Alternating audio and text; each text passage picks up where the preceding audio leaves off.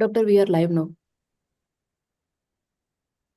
Hello and welcome everyone for this live webinar show by GSI. Welcome you all for this photo talk, a fantastic photo workshop. We have 15 presentations for today. We have received close to 100 presentations from across India. So first of all, we would like to thank everybody for sending their photos. And unfortunately, we could not select everybody's photo. Today we have judges, Dr. Ganesh, Dr. Lippi, and Dr. Subhashini. I request the numerotech people to just open up the first photo, and then over to you, judges, for your show now.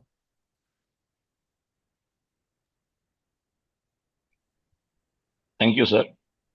We'll have the first presentation by Dr. Archana. Good evening, everyone. So I would like to just give a brief about the case before going to the image. So this is a 60-year-old male patient who underwent a pars plana vitrectomy for a nucleus drop following a cataract extraction for phacolytic glaucoma. He was left aphakic and he presented with hypotonia about 6 mm mercury or less, and he developed peripheral choroidal detachments, and this persisted for 8 weeks despite our treatment with Ectropion eye drops and oral and topical steroids. He had good visual potential in that eye because his best corrected vision was 624 with aphakic correction, and he had no optic nerve head changes. So the coming to the gonioscopic image, we can see that the ciliary body has detached from the scleral spur and the underlying suprachoroidal space is clearly seen. So the area from which the detachment has started, that is shown in the picture. So for this patient, we went with a external approach, a direct cyclopexy, and where first a lamellar scleral flap was raised about 3 to 4 mm behind the limbus, following which a full thickness sclera was dissected and the choroid was exposed. And in the area of choroidal detachment, passes were taken with the help of nylon sutures, and it was attached to the sclera. So that is the image that we are seeing in the lower part of the picture.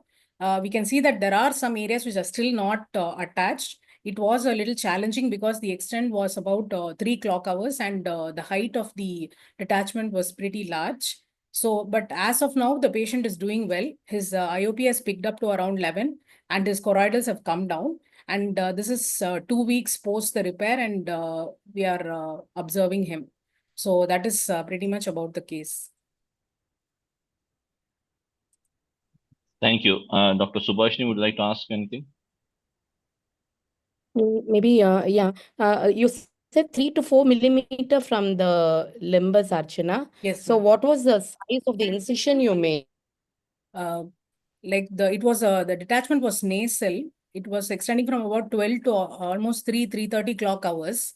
So the incision was, it was like a rectangular flap, ma'am. It extended up to 4 millimeters. It started from the limbus and it extended up to 4 millimeters. 4 millimeters, huh? Okay. Yes. So what about that choroidals? Did it subside? It has not completely gone, but the extent has come down. Dr. Lippi, you would like to ask something? So what we see... Yeah, the review is still how many weeks or months as of now? Actually, it's only 2 weeks old, ma'am. The repair is about 2 weeks old, actually. Okay, right. Thank you. It's about 2 months since the cleft developed, and 2 weeks since the repair. Okay, right. Okay, thank you. Thank you, Dr. Archana. We'll go on to the next presentation, Dr. Avneet Kaur. Can we take a minute? Good evening to Dr. good Gani? evening. Yeah, yes, madam. Can we take a minute for marking or? Oh, yeah, I think you could have the sheet next to you in half page and you could just mark. Okay, fine.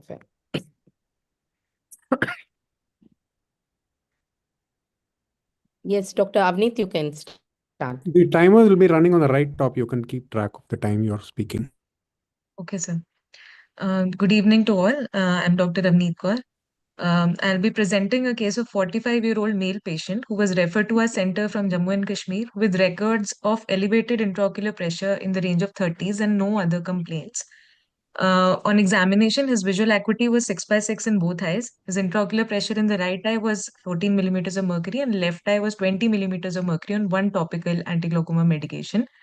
On anterior segment examination, right eye was within normal limits, and the left eye, as we can see in the picture A, there was a brown lesion noted, which was visible even through the undilated pupil, and nasal angle was shallower as compared to the temporal one, and no sentinel vessels were noted. On gonioscopy, left eye, all quadrants angle was open. In the left eye, no angle structures were visible in the nasal quadrant, and all other quadrants were open. On fundus examination, right eye was within normal limits and left eye cup disc ratio was 0.3:1, FR was sharp, and no other suspicious lesions were noted in the posterior segment. Although UBM is the gold standard for visualizing iris and ciliary body masses, but we went ahead with ASOCT first, which is shown in the figure C. It showed an iris mass with hyperreflective regular borders with hyporeflective internal contents. UBM was also done for the patient, which showed no signs of malignancy like irregular borders or variable internal echogenicity. Since the patient had no other symptoms, the patient was followed up in a glaucoma clinic. IOP was controlled on one topical anti-glaucoma medication. And I'm thankful to my mentor, Dr. Devang, and the GSI team for giving me the opportunity to present at this forum. Dr. Avneet, I just have one question. What gonio lens you used for your figure B? Sir, I used a Goldman 3-mirror gonioscope for this. Okay. Any other question from the judges? Yeah, through this undilated pupil, actually, you are telling in the first photo, the iris cyst can be seen. So Yes. I can see actually reflex. There is one. Yeah, Can that you is just mark it if obscuring you the view. Yeah, can you mark it with your pointer? Because the orangish area is where I think the cyst is. That's obscuring the view. Sir, there is this reflex, the light reflex, and just behind that there is this brownish yellow line. So that is the cyst that I'm talking about. Yeah. Okay. And what device you use for the ASOCT? Sir, we use the Cassia ASOCT for this, sir. Dr. Subhashini, any questions? Nothing. I just wanted to ask about the ASOCT, the same question. Okay. Thank you, Dr. Avneet. Thank you, sir. Thank you, ma'am. Thank you. Thank you. Next, we'll go on to the next presentation by Dr. Badam Pradeep. Yeah, good evening all. I'm Dr. Pradeep. I'd like to thank GSI and committee for giving me the opportunity to participate in world glaucoma activities. So the reduction of intraocular pressure is currently the only known modifiable risk factor for treatment of glaucoma. Trabeculectomy remains the gold standard in glaucoma filtration surgery. In trabeculectomy surgery, a permanent drainage outflow channel is created from aqueous egress from anterior chamber to the subtenon space. The post-operative evaluation of glaucoma filtration surgery filtering blebs is essential to assess the outcome of surgery. This imaging is done using anterior multimodal imaging platform.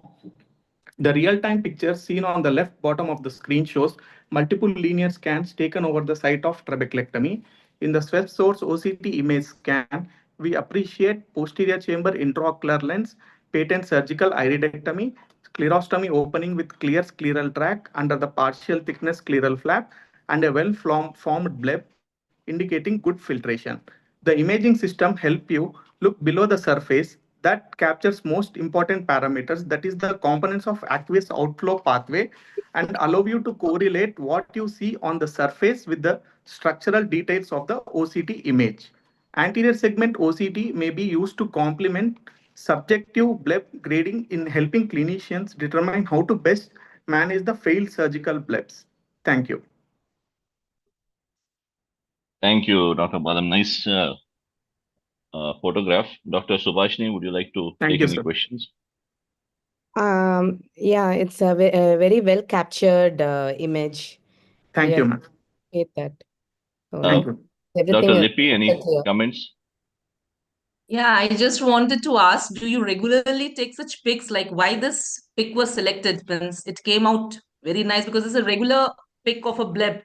Yes, So ma'am. In nice our picture. clinic, we take for all the patients and we explain the patient what is the surgery done, how is the bleb formed, even for the Okay. patient education and for our own follow-up, how the bleb is performing over the course of time. Okay, so it is Dr. routinely Bal, taken. Right. Thank you. one question Yes, from ma'am. my Thank side. you. Yes, sir. Before the availability of ASOCT, can you tell me what imaging device was used for capturing such images?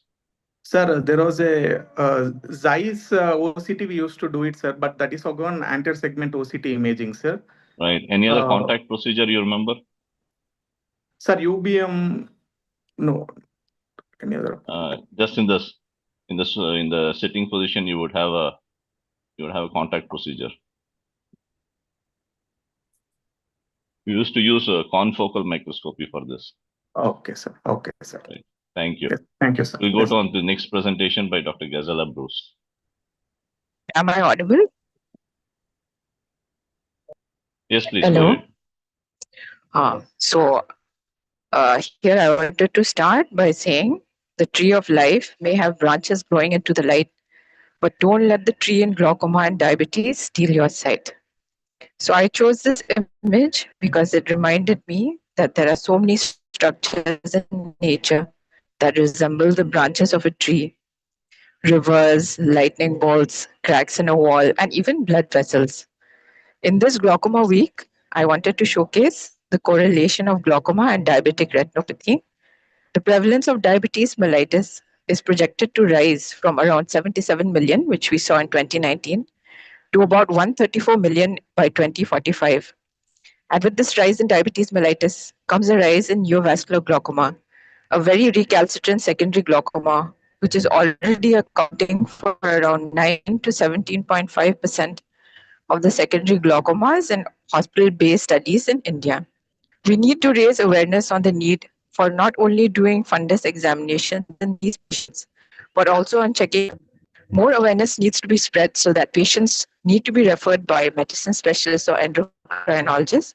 And after referral, as ophthalmologists, we need to make sure that we are giving these patients the correct care of checking their ocular pressure, examining the fundus, and also not to forget anterior segment examination.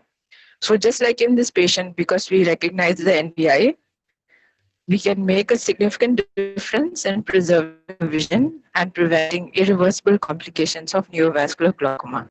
Thank you. Thank you. Thank you. Dr. Lippi would like to go first. Yeah, actually, as I was evaluating, there were a lot of NVG pictures. I think this was a hot topic on which pics were put. No particular questions as such based on the image. Now, what imaging device did you use, Dr. Bruce? Anterior segment photo camera. Camera, your mobile phone camera. Okay. No. Dr. Subhashini, would you like to ask something? Yes, there's nothing new in this. At least from my side, I have given marks mainly for the caption that you have given. That is very very nice. Thank you. Well, what is the visual acuity of this patient, madam? So right now, after we have done intravitreal Avastin with TRAB, and Okay. after 5-6 months, we had done a cataract. He's having 624 vision now. Oh, okay. Okay, good. Okay, madam. Thank you. Okay, Nice thank you. presentation. Thank you. Thank you. We go on to the next presentation by Dr. Jignesh.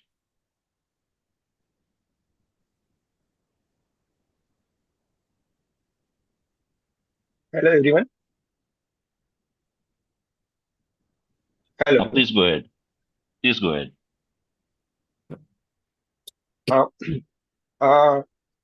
I sharing the case of disseminated neurocysticercosis. There is a patient, 51-year-old female, presenting with different swelling over the legs and hands, all over the body, and as well as there is the involvement of the eye. Figure B and figure D suggest your involvement in the right eye, whereas the figure A and figure C suggest you of involvement of the left eye.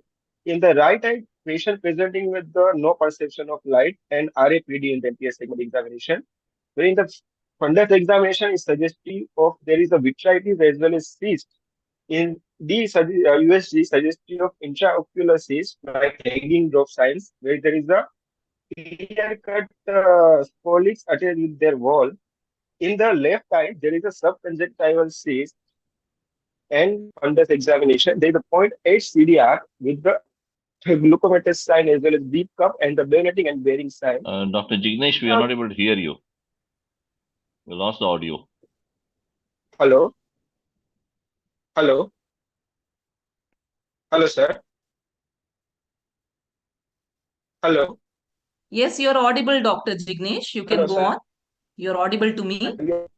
Yes. Yes. Left.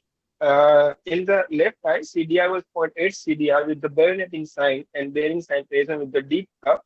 So in the this specific case, there is the involvement of the glaucoma due to the intraocular floating cyst as well as the iridocyclitis, which cause the inflammation and the trabecular blockage, which cause the secondary glaucoma, as well as the cyst behind the iris, which causes the pupillary block and also cause the secondary glaucoma. But in our patient, we have done uveae, no any pupillary block or cyst behind the iris, but there is a 0.8 CDR in the left eye, which may due to the secondary inflammation in the anterior chamber.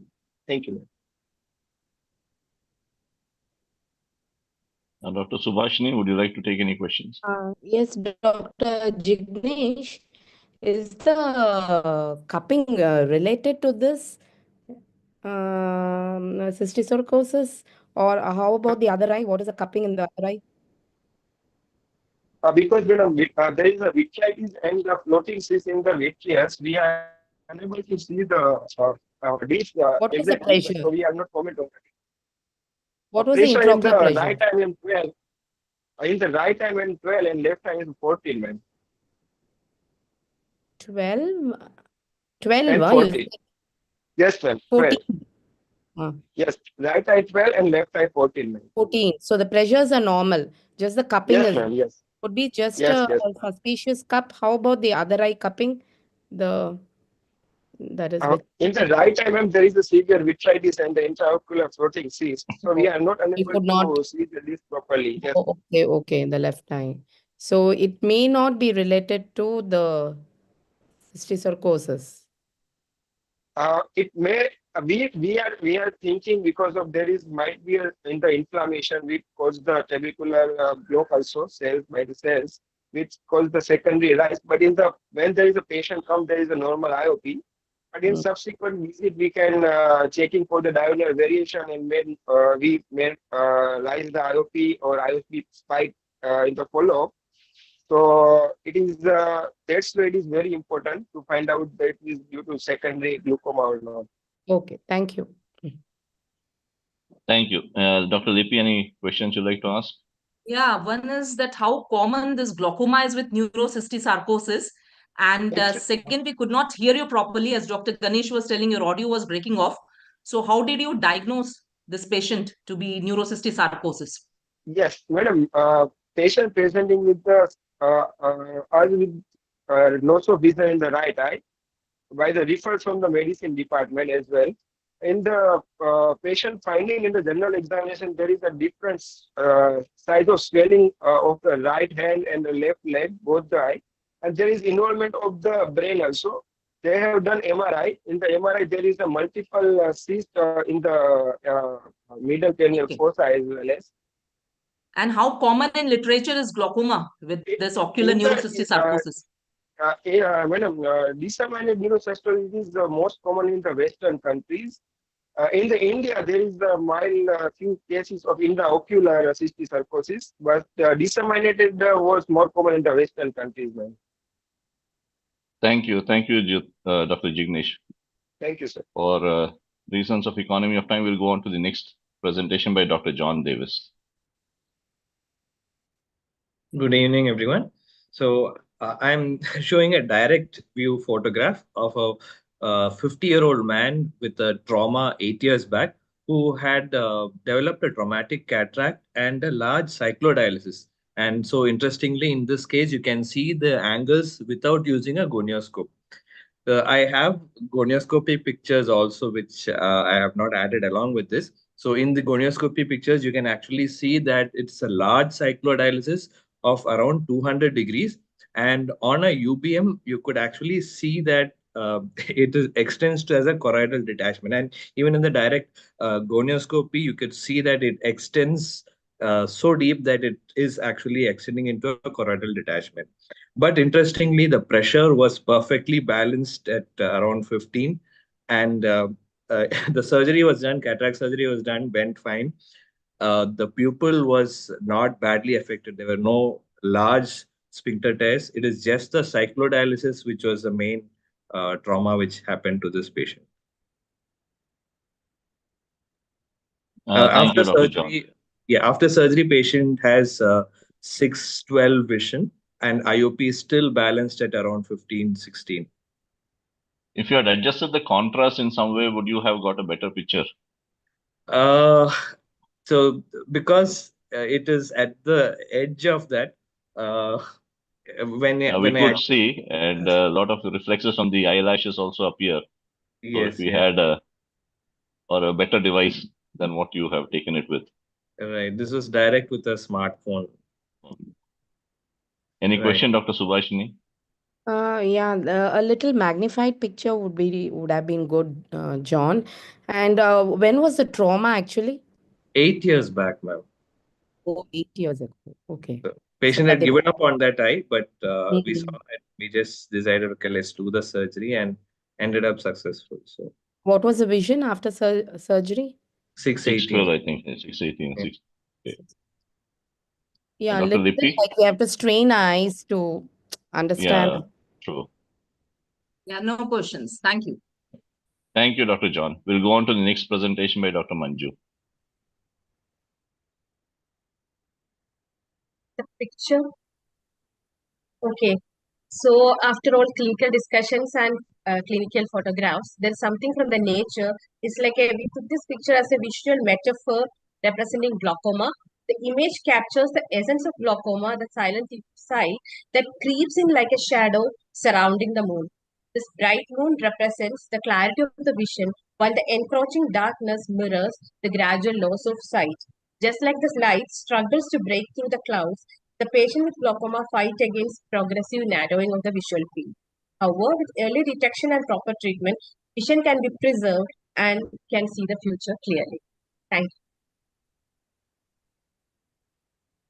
Is this a real photograph?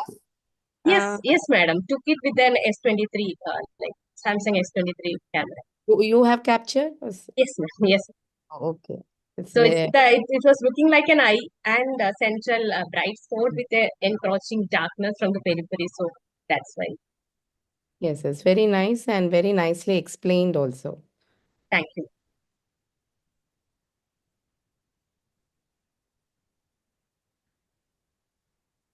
Dr. Lippy, any questions? No, good creative mind. This is more like my domain these days. And with Holi coming, it's good to see a full moon. Thank you. No questions. Thank you. Thank you. Thank you, Dr. Manju. Thank you. We go on to the next presentation by Dr. Parul. Good evening, everyone.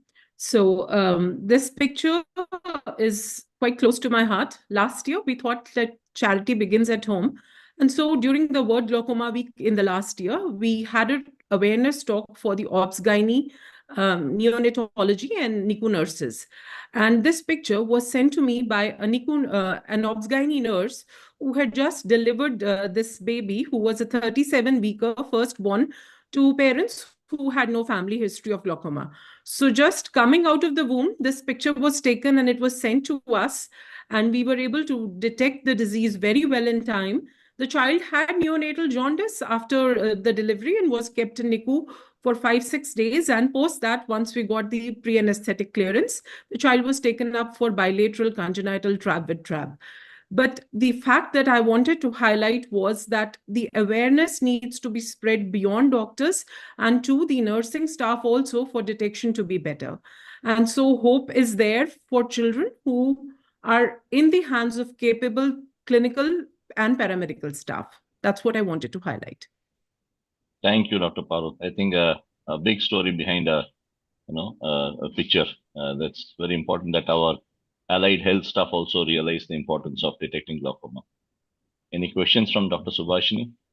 Very beautiful picture. The moment you see this, normally you just wipe all those meconium and everything and then show a clear image. Very well taken and great job by you, Dr. Parul. Thank you. Thank you. Dr. Lipi? Madam, this pic was taken by you or the nursing staff? This picture was taken by me after I went. She took a picture of the eye. So once I saw that there was haze, I went to the obs department and took the image. And how early did you take the child for trap? 20 days. So meanwhile, we had started the child on dorzolamide timolol combination till the time we got pre-anesthetic clearance. Right. Thank you. Thank you. Thank you. Thank you, Dr. Parul. We go on to the next presentation by Dr. Rashmi. So the image, please. Yeah, good evening, everyone. It's World Glaucoma Week, and I'm thrilled to be a part of such a fantastic program. So this is a striking clinical image of a 2-year-old girl who presented with bilateral Spherophakia and spontaneous anterior lens dislocation in the left eye. The examination under anesthesia revealed bilateral megalocornea without hapstrae, Ectropion uvea, Spherophakia, and anterior lens subluxation in the left eye. The IOP was 14 millimeters mercury in the right eye and 28 millimeters mercury in the left eye. Optic disc evaluation showed asymmetry in the cup disc ratio with 0.3 in the right eye and 0.7 in the left eye, and no other retinal or systemic abnormalities were noted. So the initial management involved pars plana lensectomy and vitrectomy in the left eye. However, at 1 week postoperative visit, the anterior lens dislocation happened in the right eye also. So similar procedure was performed in the right eye. So over a 4-year follow-up period, the child maintained a stable clinical course with visual acuity of 20/60 with plus 12 diopters, controlled IOP, and no progression in optic disc changes. And this is with the anti-glaucoma medication. So although genetic testing was not yet been performed, the clinical presentation looks like it is LTBP2 mutation. So based on our experience, these children have a high risk of retinal detachment due to peripheral retinal degenerations and significant risk of suprachoroidal hemorrhage if glaucoma surgery is performed. So to conclude, as lens is the primary pathology, lens explantation should be the primary treatment, and glaucoma surgery is reserved only for cases where the intraocular pressure is not controlled with medical management. Thank you. Thank you. Thank you, Dr. Rashmi. Any questions from Dr. Lipi? Yeah, what device was used to take this pic? This is the photograph taken by our photographer with the standard ESLA camera. Yeah, it's very clear. And you were talking of genetics. So siblings or parents having similar story? The only child, we have not yet performed the genetic testing, and we would want to do it when the child comes for the next follow-up. Yeah, thank you. Very nice, especially with the bindi. It's all looking very nice. Yeah, right. Thank you. Dr. Subhashini? Yeah, from the Dr. Rashmi, from the reflexes in the pupillary area, I thought it was the intraocular lens which was already placed. It's the clear lens, huh? Clear lens. In the left eye, it had dislocated anteriorly. In the right eye, it was not. But when we did surgery in the left eye, at 1 week, the similar picture happened in the right eye also. So she underwent surgery in both the eyes. Okay. If at all you were to do a glaucoma surgery, which would be your surgery of choice? So once the pressures are not controlled with medical management in the future, then I would prefer to do an RD for this patient because it would cause a controlled IOP reduction rather than the sudden hypotony, especially in aphakics. Many children do well with even canaloplasty because it retains the intactness of the globe, and then you don't have the precipitation of hypotony in such eyes. Anyway, good picture. Thank you very much. Thank you. We go on to the next presentation by Dr. Asna. Am I audible? Am I Yes, audible, please sir? go ahead. Yeah. You are, yes. I'm Dr. Rasna Banuman. My topic is trick or treat, a trauma tale where blood and fluid meet. A 44-year-old cardiac patient presented to our clinic with history of diminution of vision in right eye following a blunt trauma with a cricket ball 2 days back. His visual acuity was 612 parts with an intraocular pressure of 34 millimeter mercury. Anterior segment examination revealed a corneal edema with hyphema occupying half of the anterior chamber, and posterior segment showed minimal inferior vitreous hemorrhage with clot. He was managed conservatively then. On subsequent visit, that was 2 weeks later to the initial insult, his vision dropped to hand movements with an intraocular pressure of 30 millimeters of mercury on 4 anti-glaucoma medication. Anterior segment revealed hyphema with dehemoglobinized blood on top, like an evolving canty stripe appearance. B-scan showed minimal vitreous hemorrhage. He underwent AC wash after stopping the systemic antiplatelets. 1 week later, his vision improved to 6 parts with an IOP of 15 millimeter mercury. This is a rare case of ghost cell glaucoma. This is a secondary open-angle glaucoma in which there is sustained increase in intraocular pressure due to obstruction of trabecular meshwork by ghost cells from the vitreous to anterior chamber following vitreous hemorrhage. Thank you. Thank you, Dr. Rasna. Dr. Subhashini, any questions? It's a beautiful photograph. It's very difficult to capture such photographs. Yeah, we So, usually don't see candy stripe signs so often. but there was no blood staining or anything, no? The pressures were not that. No, it was not that high. It was around 34 millimeters of mercury maintained throughout. Dr. Lipi? Yeah, I think it's looking to be blood staining along with corneal edema. So is that not so? Ma'am, we did an AC wash in 2 weeks. So by then it was clear.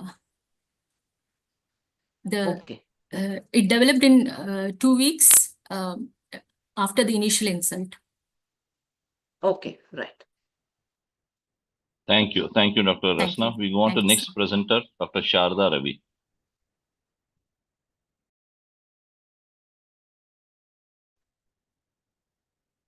So, ciliary bodies, good evening everyone. Ciliary body cysts are often incidental finding during anterior segment imaging, but their clinical, can I have the image, sir? So, incidental finding in anterior segment imaging, but their clinical significance should not be overlooked. So, this image illustrates how ultrasound biomicroscopy and gonioscopy reveal these hidden lesion. So in the ultrasound biomicroscopy scan, we can able to see a well-defined hypoechoic cyst behind the iris. So these are asymptomatic and does not require any treatment. But then it can cause anatomical and functional consequences. One such impact is seen in the gonioscopic image where we can see the focal narrowing of angle corresponding to the cyst. So this cyst, tells about the potential role in the secondary angle closure mechanism. So imaging modalities like UBM help confirm the cystic nature, ensuring proper diagnosis and management. So this gives the importance of multimodal imaging practice in glaucoma. Particularly in cases of unexplained angle narrowing or secondary angle closure. So identifying a benign cyst early can prevent unnecessary intervention while timely monitoring for any potential complication. Thank you. Thank you, Dr. Sharda. What device did you use for your UBM, and why did you suspect this in the first place? Why did you do a UBM? So this was a case of a 21-year-old female who came for a routine checkup. On anterior segment, we were able to see a small bulge in the iris surface at 5 o'clock. Yeah. So we did a gonioscopy initially where we saw a focal narrowing. So with the suspicion, we went for a UBM, sir. And we used ultrasound B-scan upper semi-meshing where we attached a UBM probe for doing this. Okay. Dr. Subhashini? There was only one cyst, Dr. Sharada? Sir, both the eyes had a cyst, ma'am. It was seen in nasal and temporal quadrant, both the quadrants. Okay. So anyway, good capturing of this gonioscopy image. Now, normally we do not see even there when there is a cyst. Such Dr. Lippi? marks for this. Yeah, pressures were normal, you told. IOP was, everything was normal, ma'am. She just came for a routine refractive error checkup. With this mild suspicion, we did gonio followed by investigation. Right. Okay. If What she mirror asks for did a, you use for? what lens what did you gonio use scope? for gonios? Two mirror we used, ma'am. Okay. Very good. You Very don't good. use 4 mirror so much, huh? Or for the pic you use 2 mirror? Yes, ma'am. For the pic, we used 2 mirror. Okay. Thank you. Ganesh Thank sir was you. asking Thank something. you. No, thank you. Thank you. I was asking same thing. You see some indentations, so I was wondering whether you used a 4 mirror, but you use a 2 mirror. You can see the corneal, there's a little bit of pressure there, folds are there. That's why I wanted to ask. Thank you. Yes. Next, I request Dr. Sharmila to present her photograph. Good evening, everyone. At the outset, I would like to thank the World Glaucoma Association for giving me this opportunity and the GSI. So we all know that silicone oil is a big trouble to all of us as glaucoma practitioners.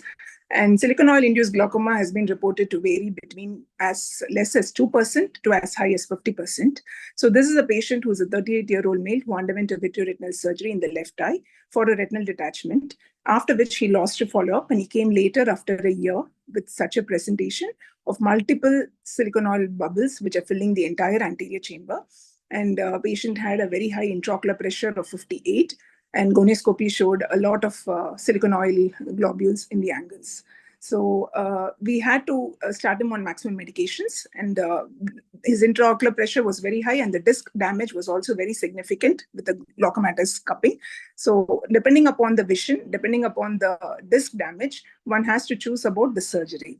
Ideally, most of the silicone oil-induced glaucoma could be because of an overfill of the oil in the initial stages. It can present as a pupillary block glaucoma, or it could be occurring later when there is an emulsification which may migrate and occupy the filtering apparatus, increasing the aqueous outflow resistance and causing a high intraocular pressure. So depending upon the disc damage, depending upon the presenting intraocular pressure, and also the retinal status, whether the retina is attached or whether we need to keep the oil for some more time, that decision has to be made. The awareness what I would like to create here is most of them do not know that they have to come for follow-up and need a silicone oil removal. So we need to have them compliant with their follow-up and also do a close monitoring with intraocular pressure assessment and gonioscopy at every visit, and also the disc damage to decide about the development of glaucoma and do a prompt management and avoid vision loss due to secondary silicone oil glaucoma. Thank you, Dr. Sharmila. Just one question: was this person he was active? I think 38-year-old male, isn't? Was he a sportsman or something? Was there anything like that in his history? He had a post-traumatic RD. So after that, the surgery was done, and he just came for 1 or 2 follow-ups, and then he lost to follow-up. He was supposed to come after 4 months for the silicone oil removal. And later when he came after a year, then we noticed this. But at the initial state, there was no angle recession or there was no high intraocular pressure, which was noted in the initial stage. But probably because of the some damage that could have happened to the zonules, there is a high chance of such migration, which is very common in these people. Yeah. Yeah, if it's a sportsman or young patient, they emulsify very fast and you get a lot of these globules when they start playing again or they start a lot of motions. And Dr. Subhashini, any questions? Nothing. Well captured photograph.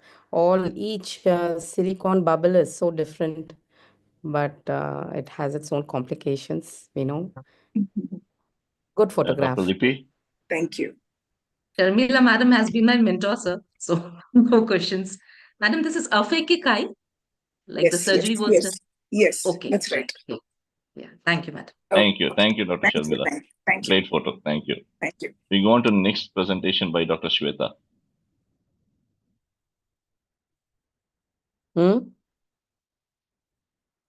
அங்க அந்த இதுல plugல இல்லையா அது போடு. Good evening, is my voice audible, sir? Am I audible, please go ahead. Yes. So can please I have the image, please, sir? My image. Yeah. So this is the image of a 6-year-old asymptomatic child who was referred from a school screening program to our hospital for evaluation of strabismus. After she underwent evaluation in the pediatric ophthalmology clinic, she was referred to glaucoma in view of high intraocular pressure in her left eye. So on examination, the best corrected visual acuity in her right eye was 6.6, in her left eye was 6.12, and she had the intraocular pressure in her right eye measured by IK was 10 mm of Hg, and it was 52 millimeter of mercury in her left eye. So on examination, as you can see here in image A, we found her left eye had mild upper lid ptosis, and she had 10 degree of exotropia that fixated with mild delay. As you can see in the image B, we found that she had some anisocoria in her left eye, that is left eye being dilated, and her pupil was sluggishly reactive to light. And the iris picture as seen in image B showed glassy smooth cripless iris with 360 degree of ectropion uveae. Image C is the enlarged view of image B. And she had a clear lens. As seen in the image D, the fundus photograph, it shows vertical CDR of 0.8 with bayoneting of vessels and bipolar rim thinning. So with this, we made a diagnosis of left eye congenital ectropion uveae with secondary glaucoma, and she was started on maximum medical therapy. After a week, we found that her IOP remained high in her left eye, that was 45 millimeter of mercury, and we advised for combined trabeculotomy with trabeculectomy with MMC under a very guarded visual prognosis. So she underwent this procedure that was eventful. On the very next day, we found the visual acuity in her left eye was 636 and intraocular pressure was 7 millimeter of mercury. So she's been following up with us for almost 8 months now, and her best corrected visual acuity in the operated eye is 6.9 with a well-functional bleb in the superior temporal quadrant, and her IOP remains stable with 15 millimeter of mercury. So why this case here is, I would like to stress on the importance that the congenital ectropion uveae is mostly associated with refractory glaucomas, and these conditions may not be associated with systemic conditions. So these patients may not present to us early. So it is very important to undergo a periodic, for all these pediatric population, to undergo periodic evaluation so that we can identify such conditions early and give them timely intervention and have a productive vision for the long life that is left to them. Thank you for the opportunity. Thank you. Nice, nice compilation. Dr. Subhashini, would you like to ask something? Is the ptosis common with the congenital ectropion uveae? Yes, ma'am. That is because of late arrest of the neuroectodermal cells. So probably because of Muller's muscle is associated with it. So usually it can present with ptosis. Okay. Your third picture down, C, that it looks as if there's a sheet that ectropion uveae. Yes, ma'am. It is lifted up in the infratemporal quadrant. Okay. I highlighted to show the iris hyperplasia that is seen over the anterior iris surface. So yeah. Okay. Nice pictures. Very rare to see such. Thank you. Yes, Dr. Lippi, would you like to ask anything? Yeah, rare pick, nice compilation, nice description. Sibling having any eye no, ma'am, she's the only disease? child. Okay. No, ma'am, she's the only child. Only child picks today we are getting. Right. Okay, thank you. Usually the ectropion uveae, the surgery is not very rewarding in the long run. So the trap plus trap may work for some time, and then you may have to go for something else or different based on the prognosis and the vision potential. So if your trap fails, what do you plan to do for this child next? Do you have any plan? Tube surgery in the future, probably. Okay. Okay, but you have placed your trap supratemporal, isn't it? Yes, sir. Okay. Okay, no further questions. Thank you. Thank you. Thank you. We'll go on to the next presentation by Dr. Shivani. So, picture, please. Yeah. So, good evening, everyone. So, I'm very happy to be a part of this photo talk today. So, this is about one of our patients who came to our emergency OPD with severe pain in his eye.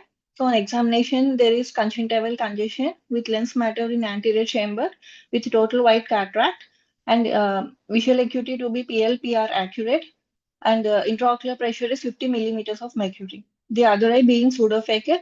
So we diagnosed this patient to be a phacolytic glaucoma and started this patient on 2 topical ACMs and Dimox tablet and topical steroids and posted for small incision cataract surgery.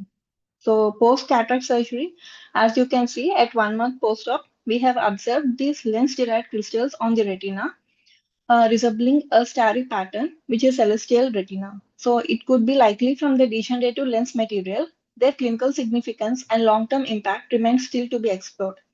So if you can see here, there is still a pale disc with pointed shallow cupping and thin pale rims.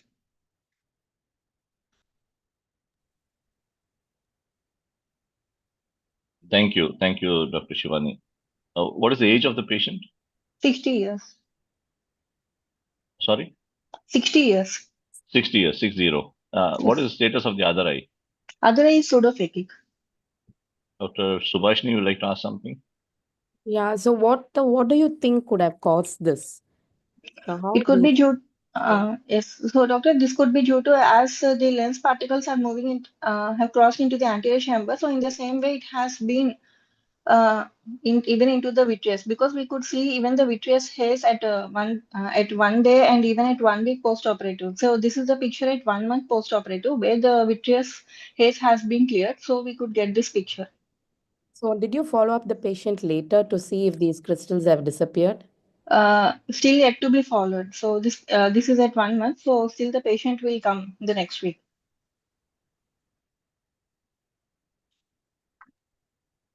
Thank you.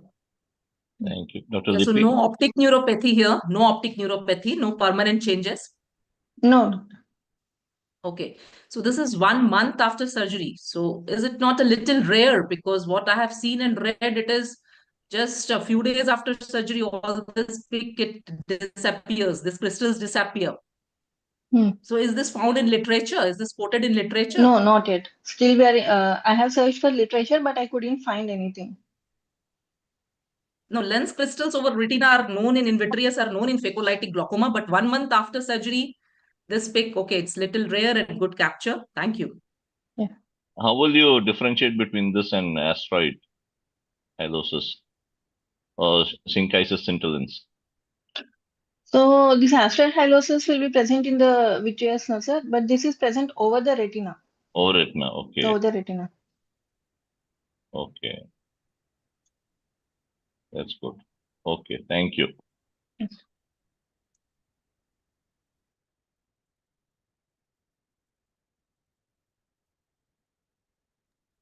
Okay, thank you, Dr. Shivani. We go on to the next presentation by Dr. Sumita.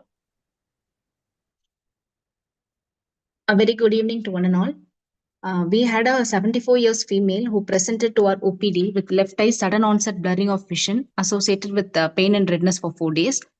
She had underwent an uneventful left eye cataract surgery for a mature cataract elsewhere 1 month back. So her best corrected visual acuity at presentation was 5/60 and intraocular pressures were high around 64 millimeters of mercury. So at presentation, anterior segment examination showed a very shallow anterior chamber with iris bombae and fibrin membrane in the pupillary area. Fundus view was very hazy. B scan showed a normal posterior segment. Since she was referred from outside as aqueous misdirection post-cataract surgery with very high pressures, we performed the anterior segment OCT imaging as shown in the picture, which shows shallow anterior chamber with the red arrow indicating the peripheral iridocorneal contact and hyperreflective membrane suggestive of fibrin by yellow arrow covering the entire pupillary plane. And due to the pockets of aqueous collection, the IOL is located at a much deeper plane depicted by the blue arrow. So pupillary block due to fibrin membrane was diagnosed and we proceeded with YAG fibrin membrane lysis along with topical steroids and anti-glaucoma medication. Following FM lysis, there was a slight deepening of AC. On follow-up subsequently, patient significantly improved with resolving FM noted. This case is put forth to highlight the importance of anterior segment OCT as a non-invasive imaging modality in detecting pupillary block and aqueous misdirection, which helped in precise and appropriate management to the patient, preventing aggressive surgical intervention. Thank you. Thank you, Dr. Sumita. Thank you, sir. Dr. Dipi, you'd like to take a question? Yeah, so only YAG vitriolysis was done. That's what you mentioned, madam. Yes, ma'am. YAG fibrin membrane lysis was done. Okay, so good that it resolved with it. That the patient Yes, is on ma'am. follow for how many days now? Now with 1 month follow-up, ma'am. She's doing good. Her best corrected visual acuity improved to 636. Okay, right. Thank you, madam. Thank you. Dr. Subhashini?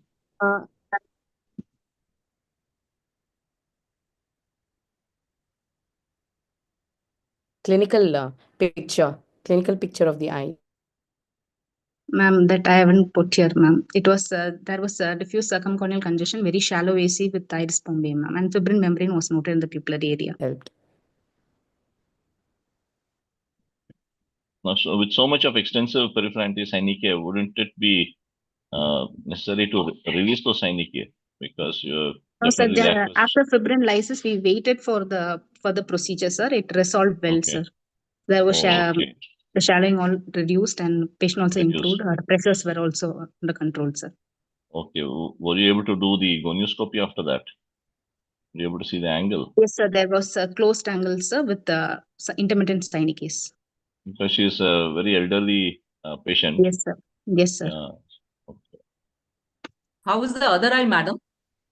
Other eye is immature cataract with 660 vision. Okay. That No also might have occludable angles because uploadable angles. True. No, ma'am. It was open angles only, ma'am.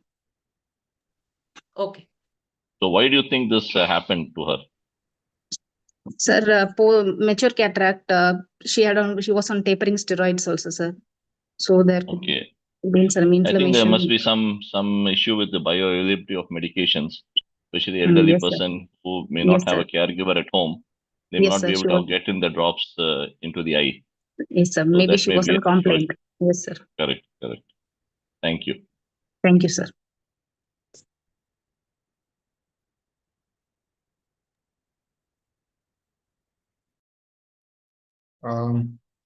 Thank you so much. I think that was the last picture, I think.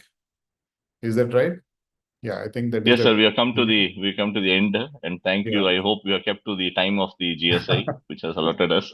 Yeah, thank you so much, all the judges. Judges, you did a fantastic job, and I'll just give you a few minutes time for you to speak on, and then I will come back again to talk about something on the World Glaucoma Week. All the judges, you can say something, whatever you wish to, because they have all done a good job. You can say, yeah.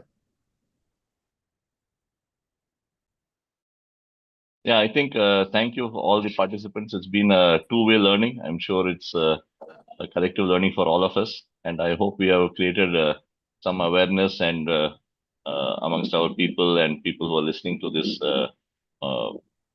webinar. And I think some of the images also say that, show that we have to create awareness amongst our auxiliary personnel as well. So thank you for sending beautiful images. Dr. Subhashini, would you like to say something?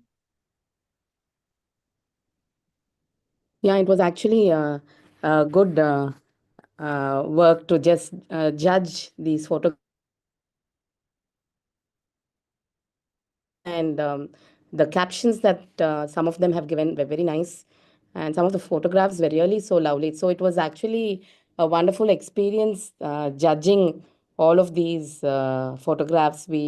I felt I was lucky to have a look at all the photographs. And majority were on silicone oil and then cyclodialysis cleft. So these two were the common ones. So, but it was a wonderful experience, and I thank Satyan sir for giving me this opportunity to judge these photographs. Thank you, Dr. Ganesh and Dr. Subhashini. Dr. Lippi, you want to say something? You are an artist. You want to say something? So this was a combination of art and science, this photo talk. So I'm thankful for the opportunity. And yeah, it has been a close competition really. When now I am to give marks, I'm wondering how to mark them. I hope I'll be able to do some justice. Thank you all, and congratulations to all presenters and all those who have taken part in this photo talk. Congratulations to all. Actually, all are winners. Thank you.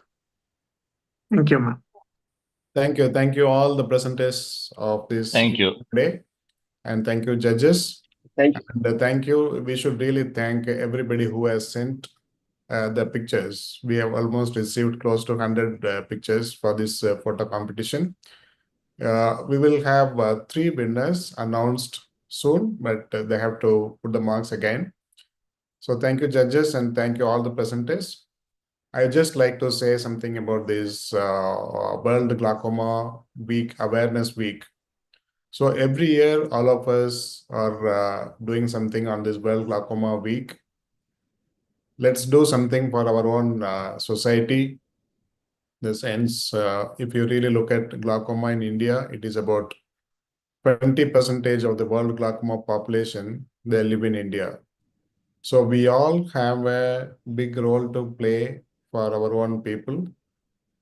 So let us take all our efforts to educate and create more and more awareness, whatever the way you wish to do it, either it's in the hospital or in the social media or public awareness walk or walkathon, running, marathon, whatever you wish to. Please do create more awareness, because we know that all our studies show that awareness in India still seems to be pretty low. So let's create more and more awareness and make sure that this irreversible disease is being taken care by all of us, so that the people, they don't lose the sight completely. So let's work together. And we have another 6 programs on every day. So tomorrow we have our secretary, Dr. Manish, is going to have the show tomorrow at same timings, 8 to 9. Every day we have. Day after tomorrow, we have the presidential talks, we have the quiz programs, we have the video talks, we have the international presentations, and we have the innovations. So please do tune in your systems or mobile phones, whatever device, digital devices you have. So it's going to be very useful for all of us. So thank you so much for staying tuned today. And we'll see you tomorrow again at the same time at 8 p.m. tomorrow. Thank you all. Thank you. Thank you. Thank you. Good night, sir. Good night. Thank you, everyone. Thanks.